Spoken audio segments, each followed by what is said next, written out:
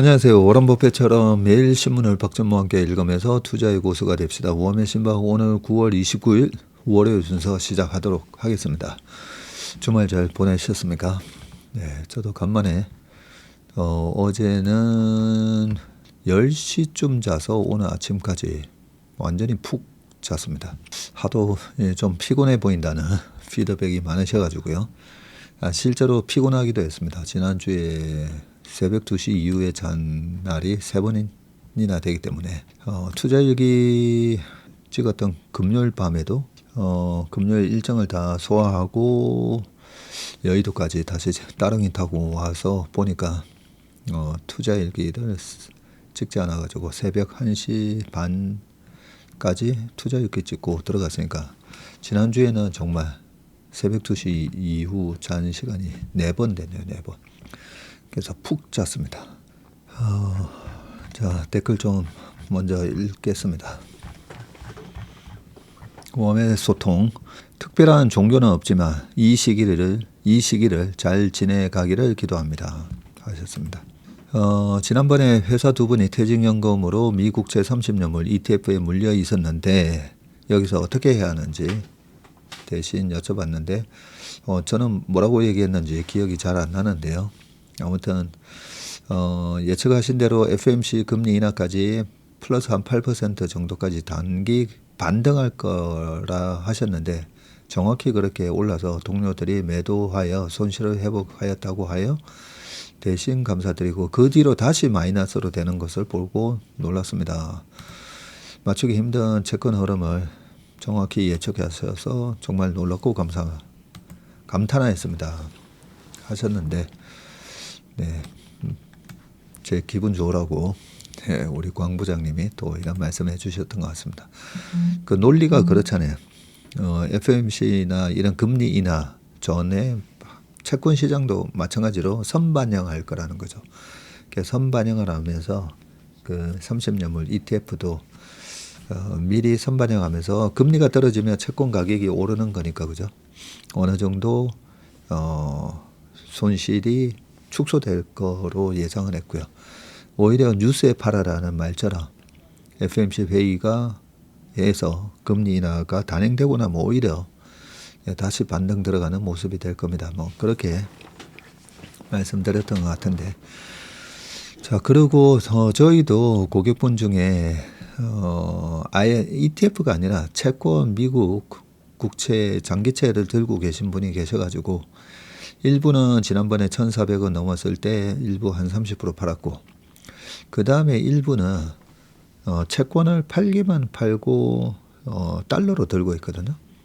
달러로 들고 있다가 그걸 어떻게 할까 고민을 하다가 아무래도 이번 9월에서 10월 넘어갈 때 제가 예상한 대로 조정이 오면 환율이 이제 위로 튈 거다라고 생각을 해서 달러를 그대로 들고 있었거든요.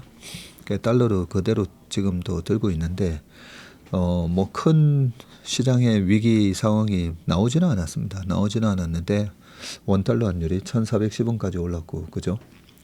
근데 여기서 지금 두 가지를 노리고 있거든요.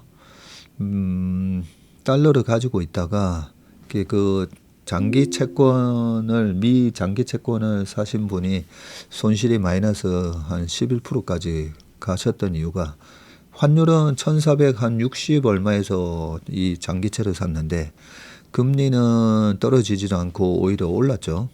오르고 환율은 오히려 내렸고 양방으로 터진 거잖아요. 그래서 우리가 투자할 때 그동안에는 완전 반대였지 않습니까? 그죠?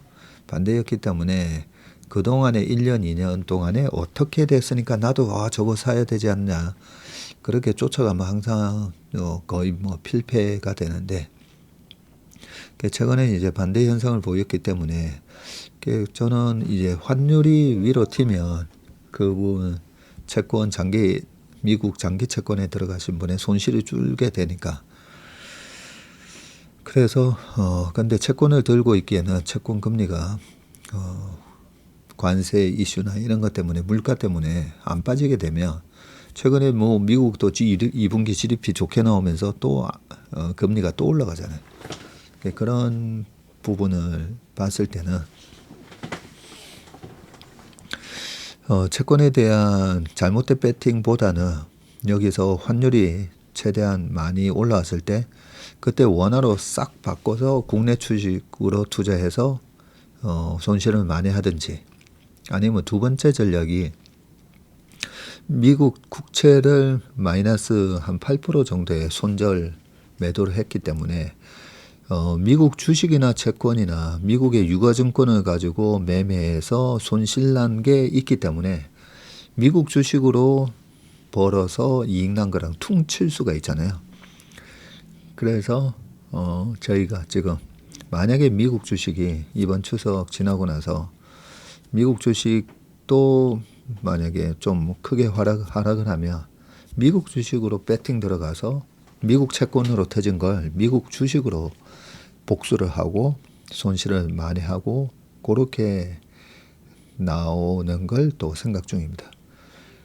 그러면 미국 주식으로, 원래는 미국 주식으로 돈 벌면 22% 세금 내야 되는데 채권에서 터진 게 있으니까, 그러면 퉁쳐서 미국 주식으로 수익 난 것도 세금 안 내도 되니까요. 그죠? 이 두 가지를 지금 다 고려하면서 짱 보고 있는데, 그 고객 입장에서는 좀 답답하실 거예요. 아니, 채권은 팔아놓고 달러 현금은 들고 있으면서 저걸로 뭘 할 건지. 저희가 또 그런 전략도 가지고 있다 말씀을 혹시 똑같은 상황에 계신 분들 참고하시라고 말씀드립니다. 채권에 손실 난 것도 미국 주식으로 이익 난 거랑 퉁칠 수 있다. 네, 이 부분을 생각하시면 될 것 같고요. 브라질 국채 그런 것도 브라질 국채 손실이 나 있는 거를 매도해서 아마 해외 주식은 미국 주식이든 브라질 국채든 그걸 아마 다 같이 퉁칠 수 있을걸요 아마. 네, 그거 한번 알아보시길 바라겠습니다. 월요일이 기다려지는 일요일 저녁입니다. 해주셨고, 투자 일기를 들으며 전무님 하루는 72시간으로도 모자랄 것 같은 고단함과 감사함을 느낍니다 하셨습니다.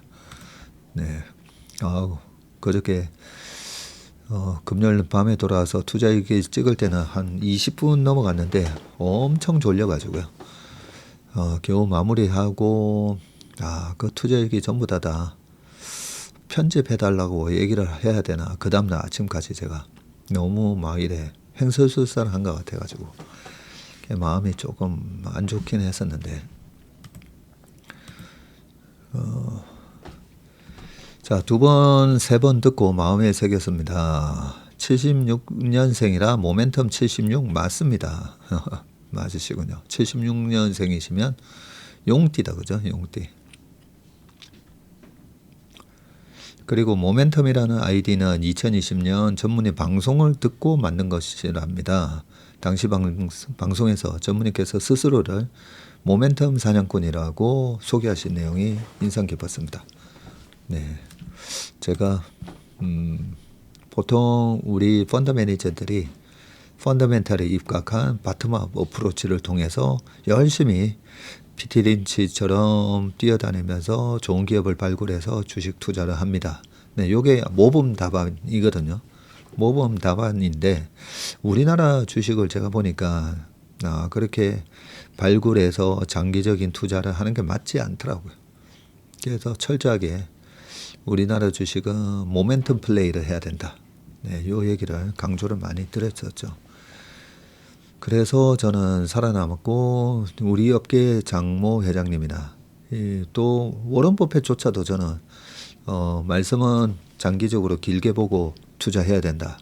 그렇게 얘기하셔 놓고 2020년 코로나 딱 터지고 나서 은행주 다 팔고 항공주 다 팔고, 그죠? 그리고 금 관련된 회사를 사셨어요.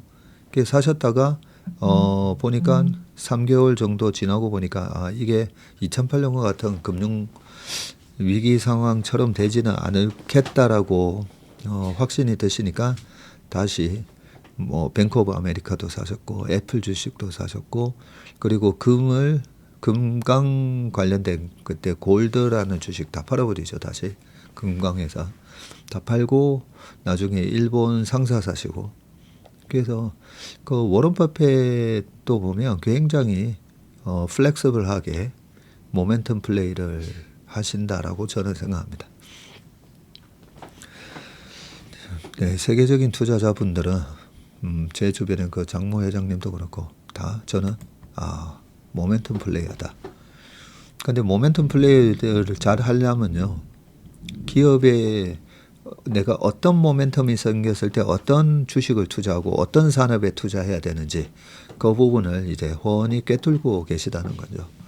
네, 그런 측면에서 일반적으로 우리가 폄하하는 모멘텀 플레이어는 기업의 가치라든지 그런 산업의 특성 이런 거 경쟁 구도 이런 거 전혀 파악도 안 되고 지금은 금리 인하 모멘텀 그리고 금리 인상 모멘텀 그리고 지금은 내수 아니면 지금은 수출주 이런 것만 보고 하면 안 된다는 거죠. 일단은 무조건 그 기업의 펀더멘탈 산업의 경쟁 구도 이 정도는 다 꿰뚫고 계셔야 되고 그 워런 버핏이나 장모 회장님이 그런 부분에 대해서 훤히 꿰뚫고 계신 분입니다. 거기다가 이제 모멘텀 플레이를 하시니까 압도적인 그런 전설적인 수익이 난다라고 생각합니다. 웜의 소통 듣다 보니 전무님은 진정 투자계의 오은영 박사님이라는 생각이 듭니다. 투자 인생 가족 어떤 질문이든지 친절하게 답해 주시는 것 듣다 보면 팍팍한 세상에서 얼어붙은 나 자신을 돌아보게 됩니다. 그렇죠? 우리가 좋은 영화나 이 마음을 따뜻하게 해주는 그런 책이나 영화 이래 보다 보면 우리 마음속에 나도 어릴 때는 저랬는데 내 마음이 왜 이렇게 각박하게 변했지? 네, 그런 걸 우리가 느낄 때가 많습니다. 그죠? 9월 조정정 왔습니다. 기분 좋네요. 사고 싶었던 거 사러 갑니다. 가버먼트 2주 정도 셧다운 할 것 같다고 합니다. 미국 정부 말이죠. 화요일쯤부터 이번 주 화요일이네요. 남편이 DOD, Department of Defense, 이 DOD의 국방부인 거죠. 여기 근무하고 계시는데 2주 정도 놀게 될 것 같다고 신났습니다. 아셨습니다. 네. 우리 딥 스티치 디지털 아트 이런 거 좀 많이 올려주십시오. 미국에서 지금 현지 분위기 어땠는지. 집에 들어오자마자 채슬리 TV부터 챙겨봅니다. 어떤 내용이든 물 흐르듯한 진행 참 좋습니다. 오늘 조정받는 시장 바라보는 거 안 하려고 일부러 바쁜 척 했습니다. 더 떨어지면 사면 되지 뭐 얍 하고 허세 좀 부렸습니다. 남편은 제가 전문의 열혈 팬으로 압니다. 전 전문의 인생 철학, 투자 철학에 100배 긍정하는데 오늘 아이들을 키우는데 5가지 방법에도 적극 동의합니다. 저도 10년 동안 아이들이 수영할 수 있도록 주말마다 실어 날랐던 극성맘이었습니다. 아이들 10년 동안이나 수영했다고요? 완전히 물개 됐겠다 그죠? 그러니까 운동 중에 꼭 하나 선택하라고 하면 저는 수영 정말 좋은 것 같아요. 수영. 물론 그 축구 같은 팀 스포츠도 좋고요. 근데 수영은 우리가 자칫 잘못하면 좀 사고 당할 수 있는데 수영을 잘 해놓으면 그래도 소위 말해서 물에 그죠? 이런 물 사고는 피할 수 있으니까. 그리고 수영이 좋은 게 이 전신 운동이고 한쪽으로 치우치지 않게 이 몸의 밸런스를 잡아주지 않습니까? 축구, 볼링, 테니스 뭐 다 한쪽으로 이제 하는 운동은 약간 잘하는 나이에 이렇게 밸런스가 약간 무너지거든요. 저 같은 경우에도 오른쪽 어깨가 훨씬 넓습니다. 그래서 수영을 어릴 때부터 수영을 하면 몸의 밸런스가 고르게 성장할 수 있어서 좋은 것 같아요. 양하고 염소 이야기 잘 들었습니다. 그 이야기 안에 세상의 진리가 들어가 있네요. 인턴 4개월 차인데 아직 기존 방식대로 운영하고 있네요. 많이 부족하여 열심히 배워야 하는데 바쁘다는 핑계로 게으름만 피우고 있는 듯합니다. 올해 안으로 체슬리 이름하고 투자 지식이나 배워야겠습니다. 네.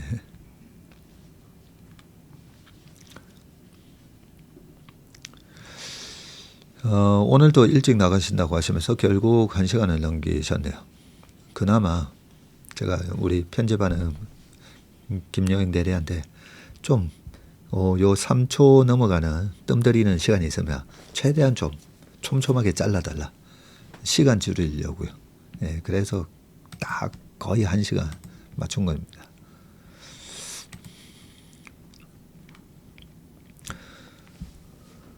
전 아이 목욕 타임에 설거지, 청소, 저녁 준비하면서 라디오 듣듯이 들으면 효율적이고 좋다고 하셨습니다. 아, 우리 소빵이 소풍이니.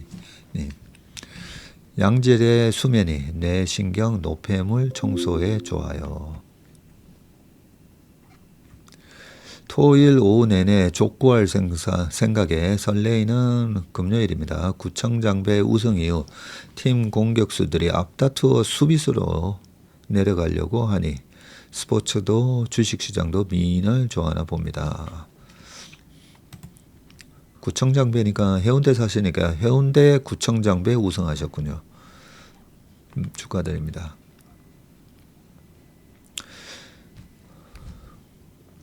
오늘 최고의 수면제를 찾은 것 같습니다. 웜의 심박을 처음부터 끝까지 듣는다. 1번.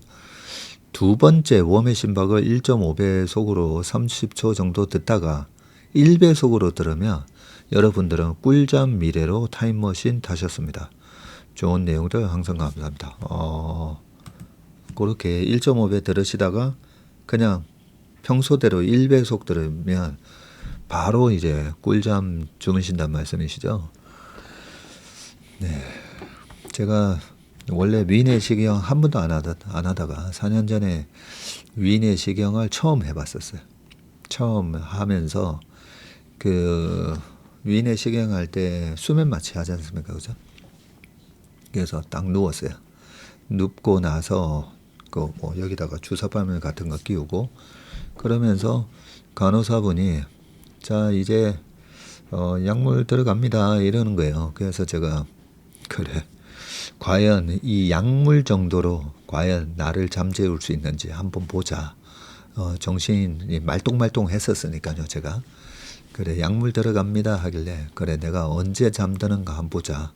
그런데 바로 자 이제 일어나세요 하는 거예요. 그래서 응? 일어나세요? 그러고 보니까 제가 꿀잠 자고 있었더라고요. 그게 뭐 몇 분 했는지는 모르겠습니다. 위내시경 보통 몇 분 합니까? 그런데 딱 일어나서 보니까 여기가 약간 까끌까끌한 느낌이 드는 거예요. 여기 한번 이래 쑤셨다가 뺐구나. 약간 그런 느낌을 받았고 그런데 몇 분 잤는지는 모르겠지만 와 너무 몸이 개운한 거예요. 야 그래서 그 뉴스에 보면 뭐 연예인들 프로포폴 이런 느낌 때문에 이런 걸 맞는구나 그런 생각을 들었었습니다. 어쨌든 너무 그때 꿀잠 자가지고 기분이 좋았던 느낌이 나는데 웜의 심박을 들으시면서 그렇게 최고의 수면제 꿀잠을 주무신다고 하니까 한편으로는 병원 가서 프로포폴 안 맞고도 그죠? 웜의 심박 들으면서 그렇게 꿀잠 주무신다고 하니까 한편으로는 참 다행이다 싶기도 합니다. 오늘 남편의 연금 저축에 몇백을 넣으면서 수익률을 보며 전무님이 연휴 전에 내릴 수 있다는 말씀이 실감났는데 그럼에도 오늘 전액 홀랑 다 2개의 ETF 담았습니다. 분할 매수가 잘 안 됩니다. 화끈하신 분이다 그죠? 잘하셨네요. 오늘 올랐잖아요. 그죠?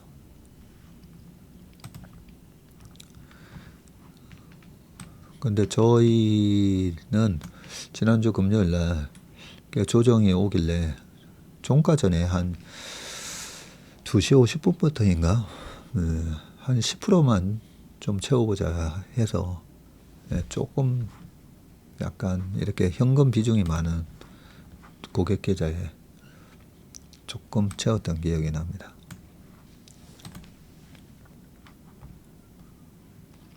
매일 운동하면서 듣다가 이런 새벽 일어나서 보니까 집중이 더 잘 되네요. 그러니까요. 새벽 공부가 원래 머리에 쏙쏙 들어오지 않습니까? 28살 딸도 투자를 위해 관심을 갖고 있는데 언젠가 전문인께 찾아가서 도움을 요청하고자 합니다. 인생의 선배로 딸과 사위에게 소개해드리고 싶습니다. 저는 67세 팬데믹 때 전문인과 연결되어 지금까지 함께하고 있습니다. 우리 박정숙 누님이시군요. 67세 팬데믹 때니까 지금은 일은 살짝 넘으셨다 그죠?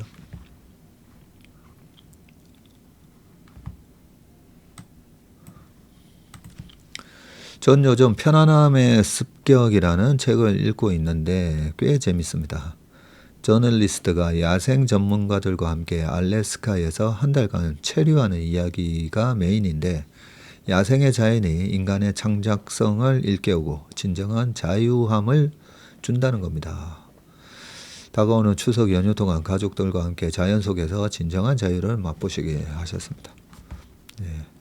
예전에 저희 가족이 그 유럽 여행 가려고 했지 않습니까? 근데 요즘 하도 이제 비자 문제가 많아서 저희 딸이 혹시라도 유럽 갔다가 미국 입국이 안 될까봐 그런 게 염려가 된다고 해서 그러면 그냥 미국에서 시간을 보내자. 또 저희 아들도 요즘 엄청 저희 아들 표현으로는 엄마 나 요즘 완전히 기말고사 기간이야. 그렇게 얘기를 하면서 엄청 바쁘다고 해서 그렇다면 이번에 보스턴에서 만나가지고 그 근처 좀 멀리는 나이아가라 폭포까지 그렇게 한번 보고 오자. 저희 아들은 두고 그런 얘기를 좀 하긴 했었습니다. 이번에 아무튼 저희 딸하고 저는 좀 이 자연을 뭐 요세미티 국립공원이라든지 옐로스톤이라든지 예전에 그런 그랜드 캐년이라든지 그런 자연의 웅대함. 제가 덴버에서 또 유학했지 않습니까? 덴버로 다른 좋은 학교 다 떨어져서 덴버를 가긴 했는데 너무 잘 갔다 싶은 게 그 웅장한 로키 산맥, 이 로키 내셔널 국립공원 뭐 그런 데도 보면 어마무시하거든요. 자연의 그 위대함을. 그래서 참 좋았던 것 같습니다. 이번에 충분한 또 자연을 만끽하는 시간이 될 거라고 봅니다. 우리 대인춘풍님도 0.8배 속도로 들으면 오랫동안 꿀잠 듭니다. 해놓고 거기다가 또 레알 이라크까지 오호 개꿀 묘한 제가 다 보고 있습니다. 지금 이런 댓글들. 나중에 이런 댓글 남기신 분들은 저한테 숙박료는 아니고 뭐 따로 그죠? 따로 뭔가를 좀 하셔야 될 것 같은데 오늘 파마 리스치가 빠짐에도 불구하고 뭐 블라블라 하셨는데 이런 얘기는 나중에 MP 변경 내역 보시면 됩니다. MP 변경 내역에 대한 우리 왕이사가 코멘트를 인턴십에서 말씀을 드리니까 양이냐 염소냐 이야기가 빵 터졌습니다. 귀차니즘 세대에 꼭 필요합니다. 하셨고 우리 복덩이 아우님이 이 인턴 총회 때 회사 근무 넷째 주 토요일 고정 근무 하는군요. 참여를 못해서 저 대신 가실 분 하셨네.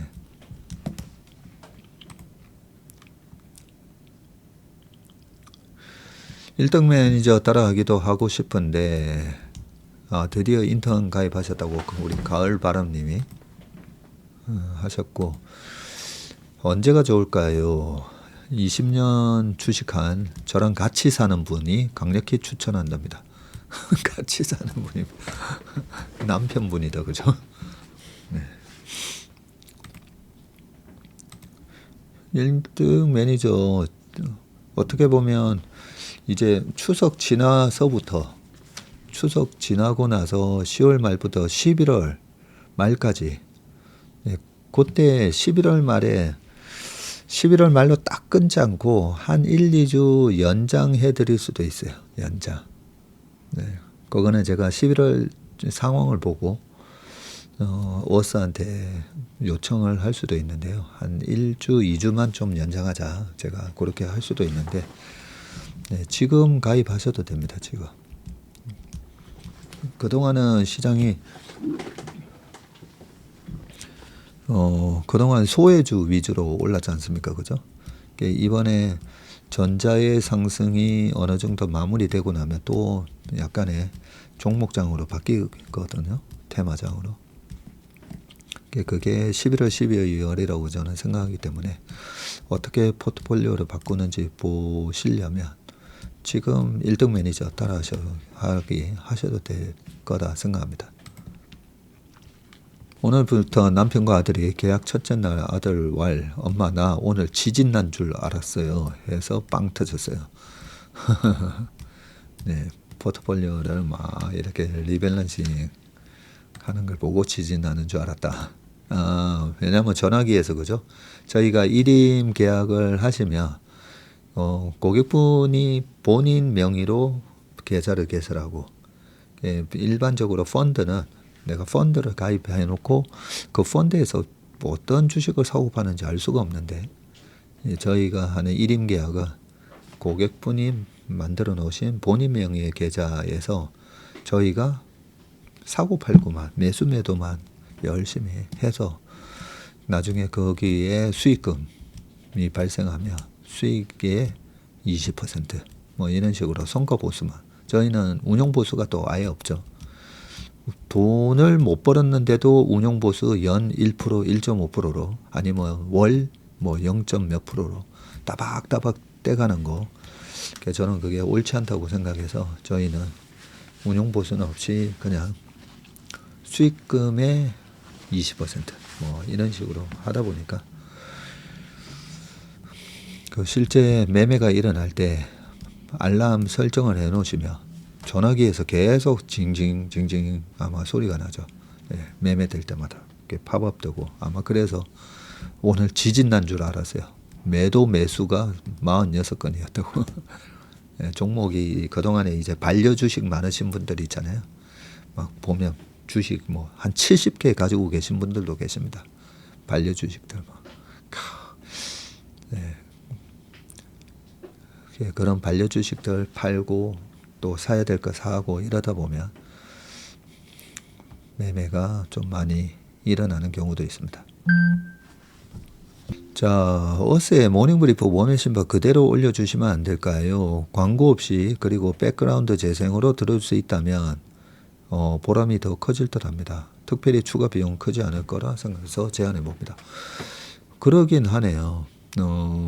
저희는 이 웜의 신박하고 모닝브리프는 채슬리 TV에 이렇게 공개적으로 올라오니까 어스 플랫폼에다가는 이걸 좀 요약해서 신문 기사만, 웜의 신박은 웜의 소통 싹 없애고 신문 기사만 올리고, 그래서 앞에 웜의 소통 듣고 싶으신 분들은 채슬리 TV에서 들으시면 되니까 중요한 신문 기사 내용하고 그날 신기한 차트 분석 이렇게 보내드리고, 모닝 브리프도 그죠?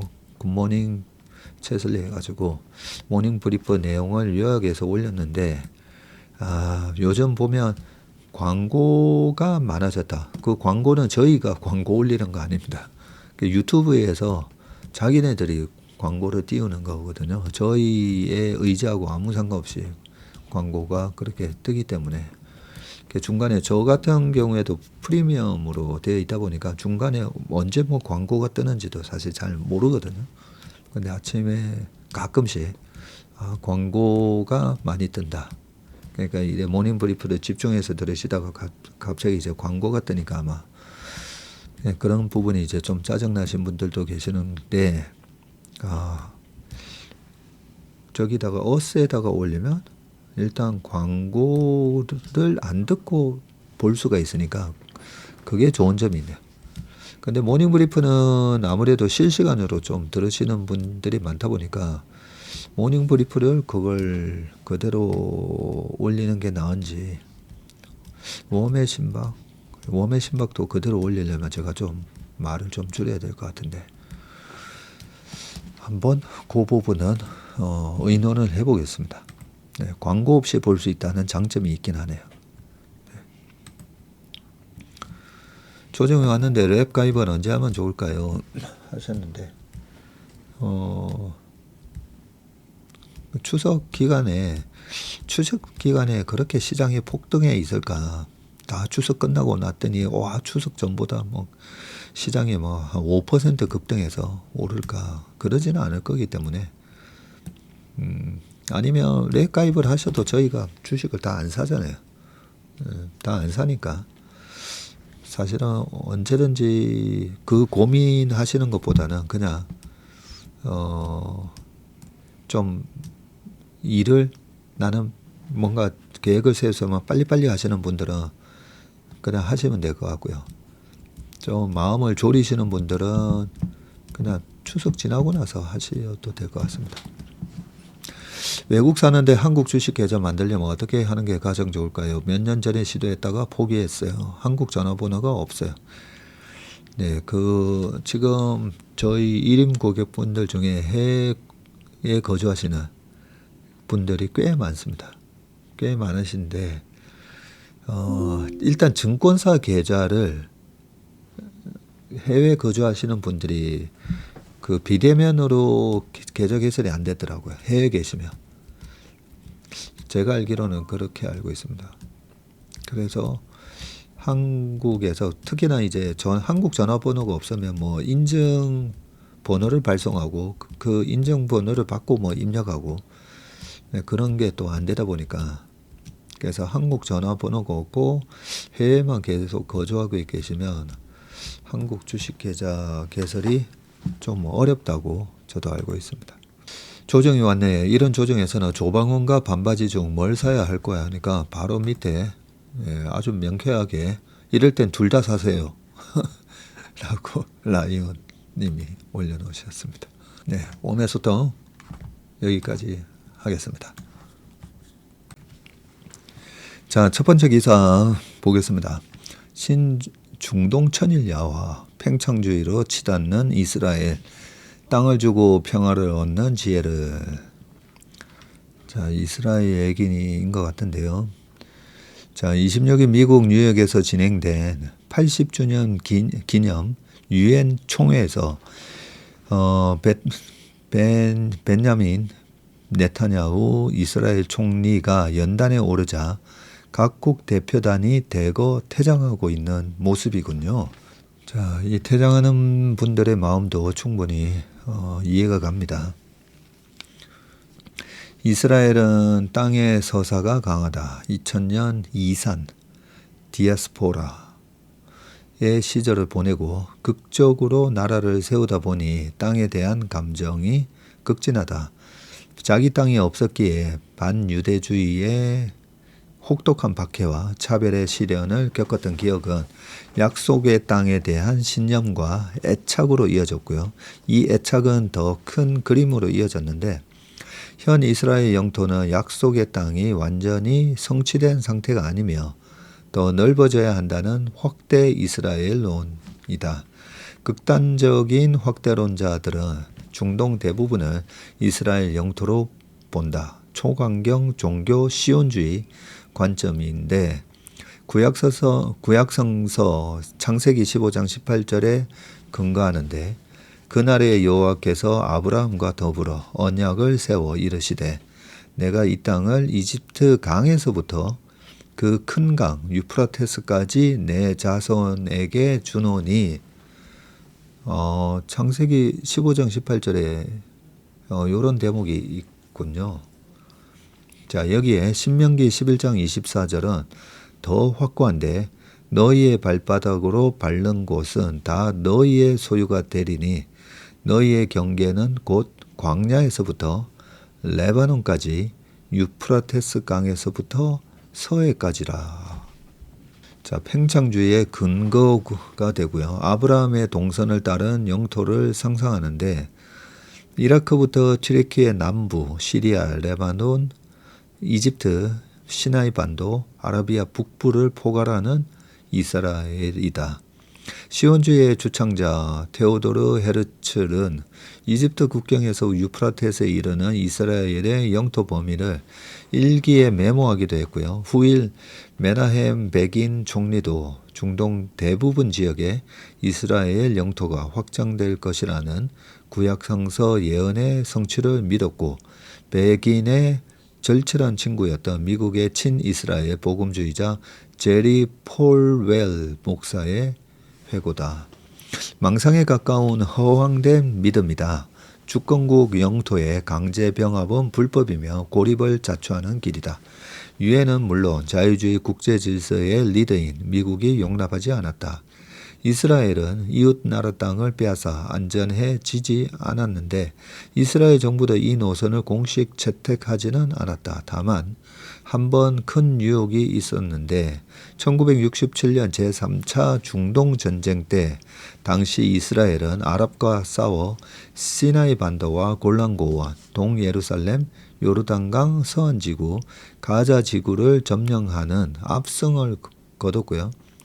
확대 이스라엘의 단맛을 보았는데 당시 모셰 디안 국방장관은 골란고원 점령 현장에서 이제 다음 세대는 유프라테스와 나일강까지 거대한 이스라엘을 세워야 한다고 했다고 전해집니다. 하지만 이스라엘 정치 지도자들은 현명했고 팽창은 답이 아니라는 걸 알았고요. 영토와 평화의 교환, Land for Peace, 평화를 위해서 땅을 주는 지혜를 발휘했고 1979년 캠프 데이비드 협정으로 시나이 반도를 이집트에 돌려준 백인 총리의 결심은 이스라엘을 고립에서 탈출시켰고요. 아랍 최대 강국이자 주적인 이집트를 친구로 만들었고요. 1993년 오슬로 협정은 서안지구와 가자지구를 팔레스타인에 주어 독립국가를 세우려는 라빈 총리의 결단이었고 국제사회는 이 두 국가 해법에 환호를 했고요. 1994년 요르단과의 평화협정으로 와디 아라바 등 요르단 영토 주권을 인정하고 수교까지 이끌었네요. 이스라엘의 가장 긴 적대적 국경선이 평화지대로 바뀌었는데 삼엄한 철책이 드리워졌던 사해는 천혜의 휴양지로 탈바꿈했고요. 2020년 아브라함 협정으로 UAE와 평화협정을 맺으며 이스라엘은 서안지구 병합을 중단한다고 발표했습니다. 그러나 다시 확대 이스라엘 논란이 짚혀지는데 정부 일각에서 서안지구 완전 병합을 주장하고 나오면서부터이고요. 소위 유대와 사마리아 전역이 이스라엘 영토라며 팔레스타인 독립을 차단하려는 움직임입니다. 최근 이스라엘 정부가 서안지구 동부 1지역의 자국 정착민 가옥 추가 건설을 승인하면서 논란이 커졌고요. 정착초는 두 국가 해법 무력화의 전이제이자 확대 이스라엘의 주역입니다. 이스라엘 일부 강요들은 가자지구 재점령과 서안지구 병합을 이야기하고 네타냐후 총리도 8월 10일 방송에서 진행자가 확대 이스라엘에 관해 물었을 때 매우 공감한다고 답했네요. 자신의 이 과업이 역사적이고 영적인 책무라고 했고요. 한 가지 더 불길한 조짐이 있는데 올 한 해 이스라엘은 국경을 넘어서 팔레스타인 포함 7개 국을 공격했습니다. 국제규범상 주권국에 대한 일방적 무력 공격은 불법인데 심지어 미국의 동맹국 카타르까지 공격했죠. 이스라엘은 자유권과 대테러 명분을 내세웠지만 궁색하고 이스라엘의 국경 무시에는 가자와 서안지구를 넘어서는 확대 이스라엘 정서가 담긴 듯하다. 핵무기 보유국이 중동 전역을 넘나들며 공습하는 모습은 공포스럽기까지 한데 이에 속수무책인 무력한 국제사회를 보며 질서 해체기를 절감한다. 이스라엘은 중동에서 돋보이는 세속 민주주의 국가였고 언론은 자유롭게 목소리를 냈고 연구개발 선도 국가로 스타트업을 비롯해서 투자와 창업도 활발했는데 그러나 이제 국제사회 다수는 이스라엘을 제노사이드 및 차별, 아파르트헤이트 국가이자 종교에 포획된 국가로 본다. 가자 지구의 취재진의 진입을 막아 제노사이드의 침상을 은폐한다는 언론인들의 비판이 이어졌고요. 국제사회의 압박이 심해지자 고립감을 느낀 네타냐후 총리는 급기야 슈퍼 스파르타 운운하며 자급자족 경제론까지 꺼내들었고요. 네타냐후는 힘을 통해 영토를 넓힌 유일한 지도자로 스스로 정통성을 입증하려는 듯 하고요. 그런데 아니다. 확대 이스라엘은 추락하는 첩경이다. 두 국가 해법만이 이스라엘의 평화와 번영을 보장하는데 6.1 전쟁 당시 이스라엘군 참모총장이었던 전쟁 영웅 라빈 총리의 땅을 주고 평화를 얻는 지혜를 기억해야 한다. 이번 유엔 총회에서 절대다수 회원국들은 이스라엘을 비난했고 늘 네타냐후 편을 들어온 트럼프 미국 대통령도 이스라엘의 서한지구 병합만큼은 용납하지 않겠노라 말을 했다고 합니다. 자, 이 그림이 나오죠. 확대 이스라엘의 구상에서는 이쪽이 시리아, 레바논, 쭉 가자지구, 지금 이스라엘에 있는 이쪽부터 위로는 시리아까지, 밑으로는 이집트 땅, 그리고 요르단, 저 멀리는 이라크, 그리고 사우디아라비아까지. 여기가 다 이스라엘은 확대 이스라엘은 역사적 영적 소명이다. 이렇게 얘기를 했고 서한지구 허리 끊는 이원 정책, 정책. 세계 3차 제3차 세계대전은 중동에서 시작될 거다. 이런 말이 옛날부터 있었는데 참 불안합니다. 그죠? 근데 워낙 이제 이스라엘이 막강하고 그 막강한 이스라엘 뒤에 또 막강한 미국이 또 지원을 해주다 보니까 갈지마우죠. 갈지마우. 이스라엘의 이런 횡포를 테러로밖에 어떻게 할 수 없는 그런 상황이다 보니까 중동의 불씨가 꺼지지 않는데 참 안타깝습니다. 그죠? 수많은 민간인들이 이런 망상에 많이 피해를 보니까 참 안타깝습니다. 예전에 제가 종교 얘기 한번 했었잖아요. 유대인들이 이스라엘 사람들이 이런 식으로 하다 보니까 예수님을 보내서 그게 아니라고 아브라함의 자손이라고 유대인들이 그렇게 하지만 약간 선민사상이 있고 그죠? 하나님으로부터 선택된 민족이다. 그런데 그 2000년 동안 이렇게 디아스포라 자기 국가가 없이 이렇게 흩어져서 떠돌아다니는 그게 하나의 어떻게 보면 그렇게 살지 말라고 그런 고난을 주신 건데 정신 못 차리고 계속 그 성경에 나오는 바리새인들 이런 사람들이 다 유대인들이잖아요. 아무튼 좀 씁쓸합니다. 중국밖에 중국이 더 커져 우리 설당 좁아진다는 뜻이다 라고 되어 있는데요. 중국 쓰나미 어떻게 넘을 것인가.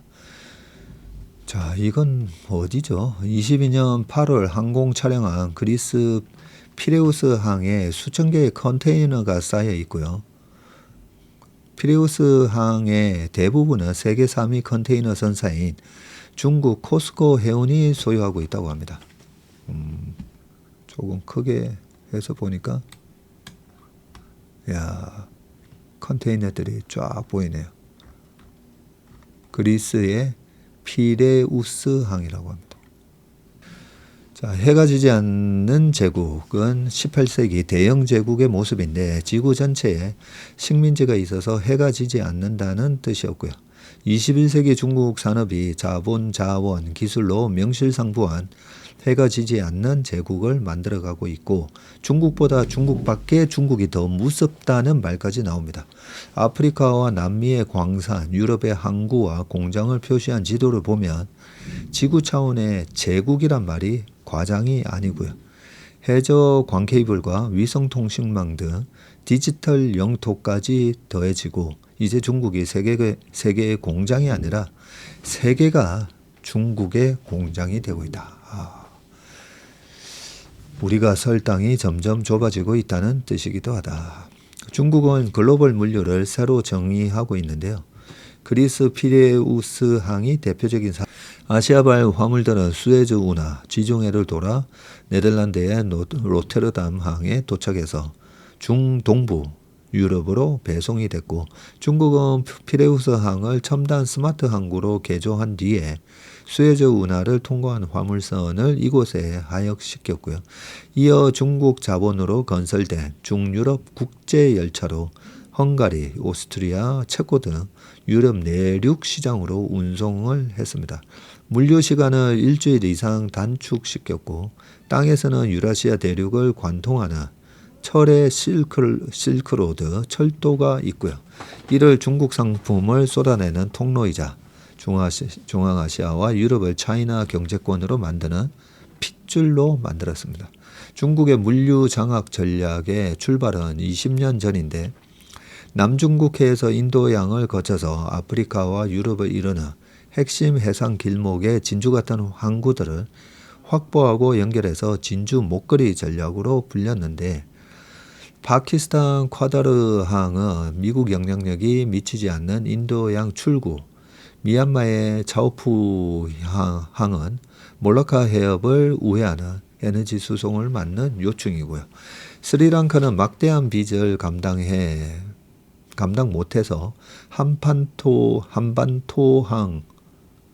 한반토항의 운영권을 99년간 중국에 넘겨줬고요. 아프리카의 뿔에 위치한 지부티는 중국의 투자를 거부 못하고 중국의 첫 해외 군사기지 건설을 허락했네요.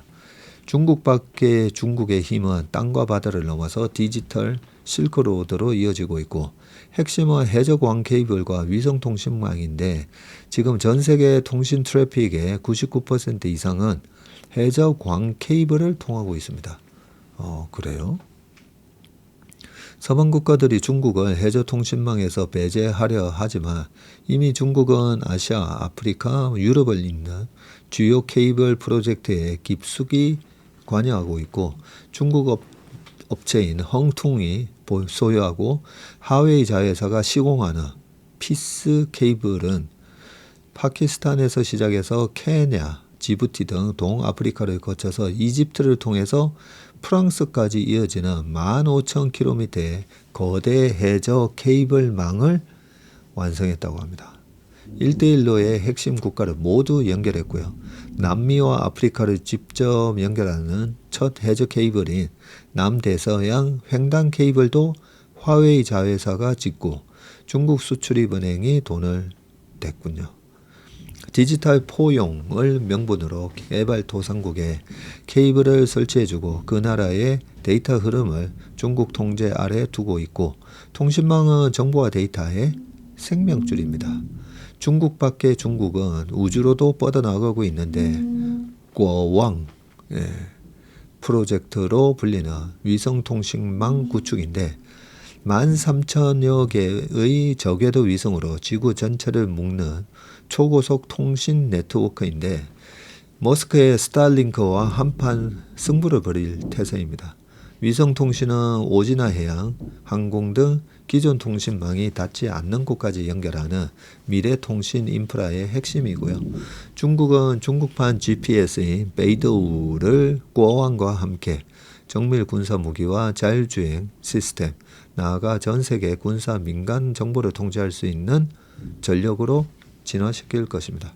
자원 확보는 더 무서운데 아프리카와 남미에 도로, 댐, 철도를 깔아주는 대가로 자원 채굴권을 싹쓸이 하다시피 했고요. 배터리 핵심 원료인 코발트의 경우 세계 매장량의 70%가 묻힌 콩고 민주공화국 광산 19곳 중에서 15곳이 중국 기업 소유입니다. 하얀 석유라 불리는 리튬은 칠레, 아르헨티나, 볼리비아 등 리튬 삼각지대가 중국 손에 넘어간 지 오래이고 1대1로 과정에서 막대한 빚을 진 개도국들이 항만이나 자원을 중국에 넘기는 경우가 속출하고 있습니다. 이제 미국과 유럽이 전기차로 전환하려 해도 그 핵심 부품의 공급은 중국에 달려있고 미국의 제재가 반도체 같은 특정 분야에서는 잠시 통할지 몰라도 글로벌 시스템의 실핏줄처럼 통합된 중국의 거대 유기체를 도려내는 것은 어려워졌다. 스페인이 그런 경우인데 미국, 유럽의 중국 전기차 제재에 스페인이 주저하고 있고요. 중국이 스페인을 유럽 전기차 허브로 만들겠다는 당근을 제시하자 스페인은 미국, 유럽 대열에서 이탈해 버렸고요. 스페인만이 아니고 독일 자동차의 중국 의존도는 판매량의 30에서 40%에 달하며 폭스바겐의 중국은 단일 최대 시장입니다. 프랑스 명품 업체의 최대 고객 역시 중국이고 유럽의 자존심이라 불리는 산업들이 사실상 중국의 명운을 걸고 있는 셈이다. 중국은 세계를 움직일 수 있는 단계에 진입하고 있다. 우리도 한때 경제 영토가 세계 85%에 이르렀다고 했다. 세계 GDP의 85%를 묶는 FTA 네트워크를 구축했기 때문인데 거기까지였다. 상품을 파는 데만 열중하고 그 경제 영토를 어떻게 경작할지 국가적 전략이 없었고 국가의 에너지가 점점 더 내부 정치 싸움으로 소진되는 것과 맥을 같이 했다. 그 사이 중국은 공장, 항만, 철도, 자원, 통신을 엮어서 해가 지지 않는 산업 제국을 이루게 했다. 우리는 무역으로 먹고 사는 나라다. 한국밖에 한국이 중국보다 더 필요한 나라다. 기존 FTA 네트워크 안에 우리만의 진주 목걸이를 꿰어야 한다. 세계 전략을 지휘할 컨트롤 타워가 필요하고 여야 없는 지원이 필요하다. 정권이 바뀌면 전 정권이 확보한 해외 자원을 헐값에 팔아넘기고 수사하는 식의 정쟁으로 희망은 없다. 핵심 산업이 겹치기 때문에 중국이 넓어지면 우리는 더 좁아진다. 시간이 많지 않다. 무시무시한 얘기다, 그죠? 네. 아까는 이스라엘 얘기, 그리고 지금은 또 중국. 자, 중국 얘기 조금만 더 해보겠습니다. 오늘부터 중국인 단체 관광객 무비자 입국이 시작됐습니다. 와, 어디죠? 관광객으로 북적이는 명동 10월 황금 연휴를 맞아 관광객을 환영하는 내용의 현수막이 28일 서울 명동거리에 펄럭이고 있고 29일부터 국내 여행사가 모집한 3인 이상 중국인 단체 관광객은 비자 없이 입국해서 최대 15일 동안 국내 관광을 할 수가 있군요. 29일부터 중국인 단체 관광객의 무비자가 시작되면서 국내 유통관광업계는 중국인 대상 할인 행사를 열고 위챗페이, 알리페이 등 결제 수단을 확대하는 등 모처럼 중국 특수 붙잡기에 돌입했습니다. 가장 기대가 큰 곳은 면세업계인데요. 신라면세점은 무비자 허용 첫날인 29일 인천항에 도착하는 중국 텐진 동방국제크루즈의 77,000톤급 대형 유람선 드림호 승객들이 서울점을 찾는다고 했고요. 이 배 탑승객은 1,700여 명으로 신라면세점과 매장을 찾는 승객들에게 꽃다발과 최대 60%의 화장품 할인 혜택을 제공했다고 합니다. 신세계 명동점은 29일부터 뷰티, 패션, 식품 품목 300달러 이상을 구매하는 고객에게 복자가 새겨진 가방을 선물했고요. 롯데면세점은 지난 1월 중단했던 중국 따이공과의 거래를 최근에 재개했다고 합니다. 대형마트와 호텔업계도 중국인 손님 모시기에 분주한데 롯데마트는 뭐 블라블라 그리고 밑에 메리어트 호텔은 블라블라 뭐 이렇게 한다는 거고요. 위챗페이와 알리페이로 결제하면 할인 혜택을 주는 곳도 늘고 있고 이들은 중국인들이 가장 많이 쓰는 간편 결제 서비스이죠. 롯데백화점은 위챗페이로 800위안 이상 결제 시에는 40위안, 알리페이로 1000위안 이상 결제 시에는 30위안을 할인해 준다고 합니다. 편의점 GS25와 CU도 다음 달 말까지 두 결제 수단 이용자에게 할인 또는 환율 우대 혜택을 주고 배달의 민족도 최근 두 가지 결제 수단을 앱에 추가했다고 합니다.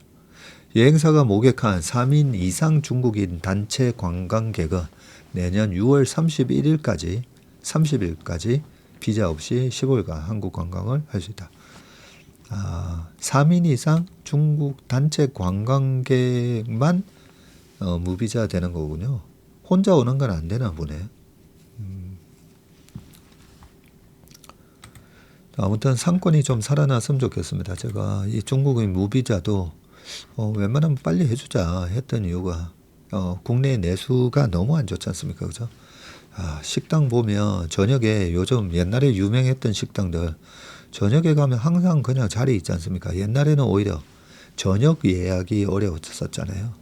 근데 지금은 웬만한 뭐 식당들 저녁에 가보면 자리가 늘 한 뭐 절반 이렇게 비어 있으니까 식당 하시는 분들 제가 식당 하다가 망해봤기 때문에 그 마음을 너무나 잘 압니다. 발만 동동 구르게 되거든요. 임대료 계속 나가죠. 그리고 최저임금은 계속 올라갔죠. 네, 그래서 이렇게 중국 요커들이 와가지고 식당을 꽉꽉 채워져야 내수가 좀 살아났다고 보고 있습니다. 자, 그 다음 송치영 두나무 회장 네이버 경영 리더가 되나인데 이분이 송치영 두나무 회장님이시군요. 영업이익 1조 달하는 두나무 왜 네이버 품으로 들어갔을까? 네이버와 두나무의 합병 소식이 알려지며 업계에서도 놀랍다는 반응이 나왔습니다. 특히 자산가치가 더 큰 두나무가 네이버와 단순 협력이 아닌 자회사로 편입을 택한 배경에도 관심이 쏠리고 시장에서는 네이버가 자회사인 네이버 파이낸셜을 매개로 두나무와의 통합을 추진하면서 송치영 두나무 회장을 네이버의 다음 경영 리더로 키우기 위한 이해진 의장의 빅피처가 깔려 있다는 해석도 나오고 있군요. 자, 이번 합병은 네이버 자회사 네이버 파이낸셜과 두나무가 서로 주식을 맞바꾸면서 두나무가 네이버 파이낸셜의 자회사가 되는 방식이고요. 시장에서는 네이버 파이낸셜의 기업 가치를 5조 원가량, 두나무의 기업 가치를 15조 원가량 분석하고 있는데 이 비율을 적용하면 두나무 주주들이 주식 한 주당 네이버 파이낸셜 주식을 3주 받게 되는 거고요. 이번 합병으로 두나무를 소유한 네이버 파이낸셜의 최대 주주는 송치영 두나무 회장이 되고 2대 주주가 이제 네이버가 될 가능성이 큽니다. 형식적으로는 두나무가 네이버 파이낸셜의 자회사가 되는 구조지만 사실상 최대 주주는 송 회장이 되면서 네이버 파이낸셜의 영향력을 행사할 수 있게 되는 거네요. 자, 합병 소식이 알려진 뒤에 양측이 스테이블 코인 사업 확대를 위해 손을 잡았다는 분석이 나오는데 단순히 원화 스테이블 코인 사업을 넘어 가상자산 기반의 모든 사업으로 영역을 확장하기 위한 행보라는 해석이 나오고요. 네이버는 국내 최대 이용자를 기반으로 네이버 파이낸셜의 온오프라인 금융 결제를 확대하고 있었는데 두나무는 지난달 자체 블록체인 메인넷인 기와 체인을 공개했고 이를 통해서 스테이블 코인 발행을 시사했고요. 원화 스테이블 코인 활성화를 위해서는 해당 코인을 법정 화폐로 구매하거나 다시 현금으로 되돌려 받는 온오프 램프가 중요한데 두나무가 발행하고 업비트에서 스테이블 코인을 거래하며 이를 네이버페이의 온라인 및 오프라인 결제처에서 결제 수단으로서 활용하는 구조가 만들어질 수가 있고요. 이를 기반으로 네이버는 기존 쇼핑, 콘텐츠, 페이, 금융 생태계에서 가상자산을 더해서 종합금융 플랫폼으로서 글로벌 사업을 본격화할 수 있게 됐습니다. 스테이블 코인은 국경을 넘나드는 결제나 송금에 있어 빠르고 저렴하다는 장점 때문에 네이버의 글로벌 사용자 기반을 금융 영역으로 확장할 수 있습니다. 자, 이해진 의장과 송 회장은 서울대 컴공 선후배 사이이군요. 상호간 신뢰가 두터운 것으로 알려져 있고 네이버와 두나무 간 빅딜은 이 의장의 제안을 송 회장이 수용하면서 급진전을 이룬 것으로 알려졌습니다. 시장에서는 송 회장이 1단계로 네이버 파이낸셜의 경영을 총괄하면서 네이버 그룹 내 입지를 다진 다음 2단계로 네이버와 네이버 파이낸셜 간 합병 또는 주식 교환을 통해서 송 회장이 네이버 지배구조의 핵심 일원이 되는 시나리오까지 등장하고 있습니다. 현재 이 회장의 네이버 지분율은 3.7%에 불과합니다. 이런 구조가 되면 송 회장이 이 회장과 대등한 수준의 네이버 대주주가 될 수가 있고요. 시장에서는 두 사람이 네이버 공동 경영 체제를 갖춘 다음 네이버의 중심 비즈니스를 검색 쇼핑에서 스테이블 코인을 중심으로 가상자산, 디지털 금융의 선두주자로 거듭나는 사업 대전환을 추구할 것이라는 전망이 나오고 있다. 네이버에도 많이들 물려 계시는데 그죠? 네이버 차트 한번 볼까요? 네이버가 인기 검색어 1위네요. 이렇게 차트 보면 항상 첫 번째 장대 양봉에 팔지 말라. 그런 말씀을 드렸었습니다. 그죠? 이 지루한 하락을 경험하신 분들 입장에서는 이 상태 양봉이 있다면 여기서 팔고 싶거든요. 근데 네이버 최근의 주가를 보면 지난번 요 6월 달에도 스테이블 코인 처음 나왔을 때 29만 5천 원까지 갔다가 쭉 빠졌잖아요. 그러면서 2차 상승이 있는데 이 월봉으로 보면 이게 약간 커비드 핸들 모양을 만들고 있습니다. 커비드 핸들 모양을 만들 때 스테이블 코인 어떻게 혼자서 어떻게 하지? 거기에 쭉 다시 빠졌다면 21만 원까지 빠졌잖아요. 최근에 21만 원까지 29만 원 같은 게 그랬다면 이제는 두나무와의 합병을 통해서 방금 신문 기사 쭉 읽은 내용을 보면 그렇게 만들 수가 있겠구나. 좀 현실화, feasibility. 제가 주식할 때 무슨 호재가 나오면 두 가지를 체크해야 된다고 했잖아요. visibility. 그래서 언제? 가시성이죠, 가시성. 그게 내후년이면 되겠네. 예를 들면 뭐 미래에 우리가 화성 가는 프로젝트 이런 거 있잖아요. 그러면 feasibility 차원에서 언제? 그게 언제 가능한 거지? 그리고 두 번째는 feasibility라 했잖아요. 실현 가능성. 실현 가능성을 또 따져봐야 되는데 이번에 그 두나무와의 합병은 feasibility를 두 개를 다 높여주는. 그리고 네이버가 갖고 있는 이 어마어마한 생태계가 있잖아요. 네이버 쇼핑도 있고 당장 무슨 스테이블 코인을 만들어도 그거 어디다 어떻게 써먹을 건데 만약에 제가 우리 박세이 코인을 만들었는데 그거 누가 어떻게 사용할 건데 근데 이 네이버 생태계에서 이렇게 만들어 버리면 바로 네이버 쇼핑 엄청나게 많은 네이버 쇼핑부터 그 네이버 페이 등등 해서 바로 써먹을 수 있다 보니까 그런 부분이 주가에 지금 영향을 주고 있는 것 같습니다. 그동안에 오랫동안 네이버에 물려 계셨던 분들은 제가 그런 말씀 많이 드리잖아요. 그런 어떤 주식 물려 있다고 뭐 이렇게 문의를 하실 때마다 제가 그러면 우리 아이가 네이버에 취직한다고 생각했을 때 네이버 가면 안 돼. 거기 안 돼. 말릴 회사냐라고 보면 아니라는 거죠. 그래서 좀 장기적인 안목으로 내가 투자했다가 물리신 분들, 어떤 주식이든 물리신 분들은 그 회사가 왜 우리 아이가 그 회사에 취직한다라고 상상을 해보는 게 좋으냐면, 우리 아이가 취직한다고 하면 아무래도 회사의 장기적인 안정성, 그런 걸 보게 되지 않습니까? 그죠? 그러면 10년, 15년의 관점으로 이 회사를 바라보게 된다는 거죠. 네이버가 역시나 강력한 또 한 방을 만들어내고 있는 듯합니다. 끊임없이 진화해 왔잖아요. 네이버가 보면 끊임없이 진화해 왔는데, 챗GPT가 쏘올린 이 AI 모멘텀에서 과연 네이버는 살아남을까? 이런 우려 때문에 주가가 많이 빠졌는데, 또 역시 네이버는 다 계획이 있었구나. 자, 그 다음 무자녀 1인 가구가 급증, 학군지 만능 시대 끝났다. 뭔 말인가 한번 보겠습니다. 부동산 투자 편견에서 살아남기. 나도 원래 강남에서 살려면 살 수 있었어. 부동산 투자는 늘 후회만 남는다. 고향에 남을 것인가 떠날 것인가. 위치는 좋지만 허름한 아파트에 들어갈 것인가, 아니면 죽어도 신축 아파트에 입주할 것인가. 박정호 명지대 교수는 부동산 투자의 5가지 편견을 말했는데, 그가 말하는 부동산 투자로 성공하는 법 한번 보겠습니다. 성공하는 법이 뭔지. 자, 첫 번째, 초고령 시대가 되면 강남 불패가 사라진다.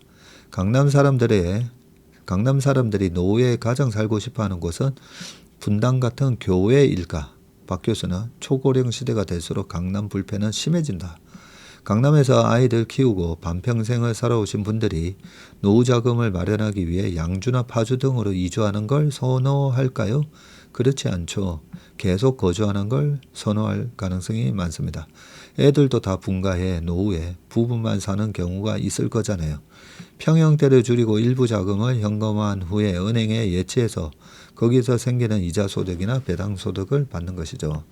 이는 먼저 초고령 사회로 가고 있는 일본이나 영국, 프랑스 등에서도 나타나는 현상이라고 했고, 메트로폴리탄 도시들의 집값이 떨어지는 게 아니라 오히려 오르는 것이다. 두 번째, 노후는 풍광 좋은 시골로. 박 교수는 최근 풍광이 좋은 강릉이나 제주 등에 집을 사는 유행은 세컨하우스 개념이라고 말을 했고요. 서울의 집과 세컨하우스를 왕래하면서 생활하는 사람이 늘어난다는 것인데, 이는 초기 고령화 사회 때 귀농, 귀촌, 귀어한 사람들의 삶을 보고 이미 학습한 사람들이 완전히 이주하지는 않는 것이라고 했고요. 그는 강남에 살고 싶은 건 인간의 본능이라고 말했는데, 전 세계 어느 나라나 어느 동네에 산다라는 것은 상징성이 있다는 것이다. 그는 로스앤젤레스의 비버리 힐즈나 뉴욕의 맨하탄 등 어느 국가나 좋은 동네 사네라고 말하는 부분이 있다면서, 심지어 만민평등을 외치던 중국도 상해와 베이징에 초상급지가 있다고 말해서 했습니다. 북한도 그런 것 같은데요. 북한도 평양 시민하고 다른 도시에 완전히 엄청난 차이가 있다라고 제가 들은 것 같습니다. 자, 세 번째, 연예인이 산다는 것은 호재.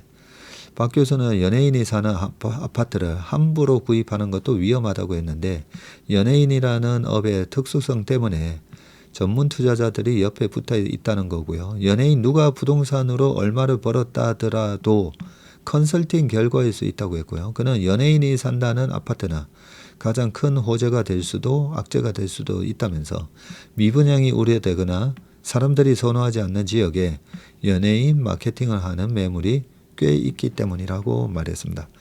특히 그는 아파트 같은 경우는 건설회사들이 연예인에게 분양 시에 공짜로 살게 해주고 완판돼 몇 년 뒤 집값이 오르면 그 오른 가격에 몇 %를 주는 경우도 많다고 했습니다. 이런 연예인 마케팅이 성공하면 좋지만 연예인 프리미엄으로 이어지지는 않는다면서, 연예인 따라 산 사람은 미분양된 아파트의 물량을 잡아버리는 것이라고 말했습니다. 자, 네 번째는 학군지 만능 시대인데, 학군지 만능 시대도 끝났다. 요즘은 애들이 하고 싶은 거 하게 된다.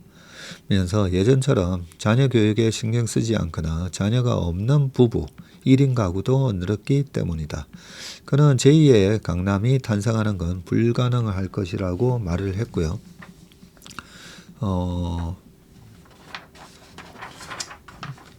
햇빛이 비쳐서 제 얼굴이 지금 아수라백작이 되고 있습니다.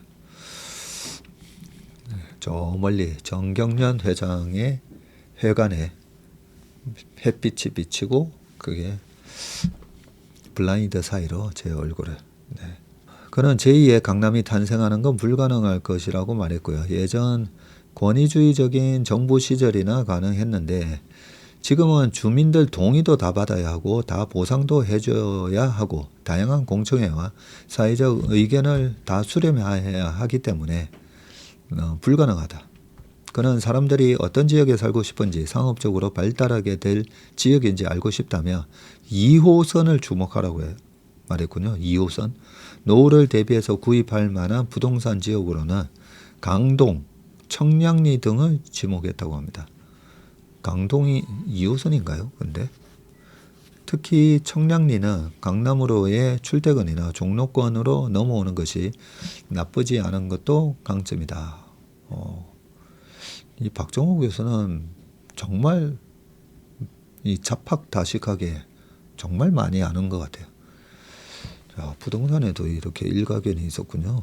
자, 5번째, 신촌이 망한 진짜 이유는 세련되지 않기 때문이다. 한때 잘 나갔던 신촌은 왜 쇠퇴하게 된 것일까? 박 교수는 대학 시절 추억을 찾으러 온 40대 때문이라고 했고 대신 첨단과 거리가 멀어 보이는 을지로와 성수가 오히려 젊은 세대들이 느끼지 못한 풍광을 볼 수 있는 독특한 감수성으로 힙한 동네가 됐다는 것인데 그는 신촌이 힙한 곳에서 힙하지 않은 곳으로 바뀐 가장 큰 이유는 신촌에서 대학 시절을 보냈던 사람들이 이제 직장인이 돼서 양복 입고 다시 그 동네에 오니 대학생들이 여기 뭐야 아저씨들 오는 곳 아니야 라며 다른 데로 이주해 버렸기 때문이라고 말했다. 아니 진짜 그런가요? 신촌에 가면 양복 입은 아저씨들 많이 옵니까? 네. 아파트 매매 가격 지수, 그 다음에 전세 가격 지수, 시도별 아파트 매매 가격 지수 변동률, 뭐 이런 게 나오네. 네, 재밌어서 한번 기사 읽어봤습니다. 자, 마지막 기사입니다. 외국인들 추석 지나면 이 종목 담았다. 25년치 데이터 봤더니 자. 추석 연휴 국내 정치가 상승할 가능성이 높다는 분석이 나왔다. 추석 전에 좀 많이 빠지고 나서 오르는데 이번에는 별로 안 빠졌어요. 과거 장기간 연휴 직후에는 기관과 외국인이 순매수를 이어가면서 코스피 지수가 상승한 사례가 많았기 때문이고요. 하나증권은 2025년 추석 연휴에 살펴볼 이벤트라는 보고서를 내고 과거 추석 연휴 이후 일주일 동안 코스피는 평균적으로 0.51% 상승했는데 기관과 외국인 순매수가 유입되면서 에너지, 반도체, 소프트웨어 등 시가총액 상위 종목을 주목해야 된다고 분석했네요. 2000년 이후 지난해까지 25년간 코스피 지수 상승률을 분석한 결과라고 합니다. 최근 10년으로 기간을 좁히면 추석 연휴 이후에 일주일간 코스피 지수는 0.68% 상승했다고 합니다. 그런데 별로 0.5, 0.6 그것밖에 안 올랐나요? 연휴 이후 시장 상승을 이끈 주체는 기관과 외국인이었는데 과거 25년 동안 기관과 외국인들은 추석 연휴 이전 일주일 동안에는 주식을 순매도하고 연휴 직후 일주일에는 순매수로 돌아섰다고 합니다. 개인은 반대로 연휴 전에 순매수하고 이후에는 순매도로 대응을 했고요. 업종별로는 연휴 이후에 시가총액이 큰 종목을 중심으로 상승세가 돋보였고요. 연휴를 전후로 가장 상승폭이 컸던 종목은 디스플레이, 에너지, 반도체, 소프트웨어 등으로 나타났고 반면 소매, 기계, 철강 등 업종은 하락폭이 오히려 컸다고 합니다. 지금처럼 미국과 한국이 동시에 금리를 인하하는 시기에는 이러한 경향이 더욱 두드러졌다고 했고 자료를 작성한 사람이 김두원 연구원이군요. 연휴 동안 주목할 이벤트로는 ISM 제조업 지수와 FMC 의사록이 나오는데 9월 ISM 제조업 지수가 경기 수축과 확장을 가늠하는 기준선이 50을 하회할 것으로 내다보고 있고, 다만 투자자들은 세부 지표인 신규 수주와 전월 ISM 지수가 상향 조정되는지 여부에 주목하고 있고, ISM 제조업 신규 수주 지수는 한국 수출 증가율에 통상 한 달 선행하는 경향을 보였기 때문에 한국 수출과 코스피 지수 역시 높은 연관성을 보이기 때문에 국내 증시 향방에도 중요한 가늠자라고 설명했습니다. 9월 FMC 의사록에서는 트럼프 대통령의 경제 책사로 불리는 스티브 미란 이사의 발언의 강도가 관전 포인트인데, 미란 이사는 9월 FMC에서 홀로 0.5%포인트 금리 인하를 주장했고요. 반대로 인플레이션이 재부각될 수 있다는 우려 등이 확인된다면 금리 인하에 대한 낙관론이 악화할 가능성도 있습니다. 이 밖에 중국 단체 관광객에 대한 한시적 무비자 입국과 미국 노동통계국 고용지표 등을 주목해야 하며, 연휴 이후에는 기업 실적 발표가 이어지면서 시장의 관심이 실적으로 옮겨갈 것이라고 내다봤네요. 네, 오늘 웜의 신바그 여기까지 하겠습니다. 긴 시간 함께해 주셔서 감사합니다.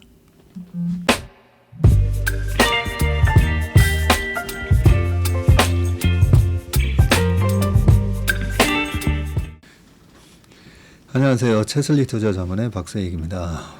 최근 저와 채슬리 이름을 도용해서 투자 사이트라든지 밴드, 텔레그램, 카톡 채널 등에서 이 리딩방으로 유도한 뒤에 금전적인 피해를 입히는 이 사칭 사례가 빈번하게 지금 발생하고 있습니다. 저를 비롯해서 저희 채슬리 투자자문의 임직원들은 SNS나 온라인 채널 등을 통해서 일체의 투자자문 활동을 하지 않고 있습니다. 저희는 정식 자문을 하기 위해서는 반드시 저희 회사에 내방하셔서 계약서 작성 절차를 거쳐서 진행되기 때문에 이외의 모든 유료, 무료 지금 투자자문 행위는 불법이므로 각별히 주의하시길 바라겠습니다. 의심스러운 채널이나 메시지를 받으시면요, 피해를 방지하기 위해서 즉시 신고하시거나 삭제하시길 바라겠습니다. 대부분의 사례가 이 사칭 사례에 피해를 보신 분들의 핸드폰을 제가 보면 이 방에 오셔서 무료로 투자를 도와드립니다. 뭐 이런 얘기를 하고 있고요. 거기에 보면 어떤 밴드로, 특정 밴드로 유도한 다음에 돈을 송금하라고 되어 있습니다. 그 과정에서 저희하고의 일체 계약 관계가 없기 때문에 그렇게 돈을 송금하라고 하는 부분에 있어서 특히나 유의를 좀 해주시기 바라겠습니다. 저뿐만 아니라 많은 또 저희 업계의 유명인을 사칭한 그런 사칭방도 많이 지금 기승을 부리고 있는데요. 공통적인 특징이 앞으로 몇백 %가 날 급등주를 알려줄 테니까 이 방에 가입을 하라.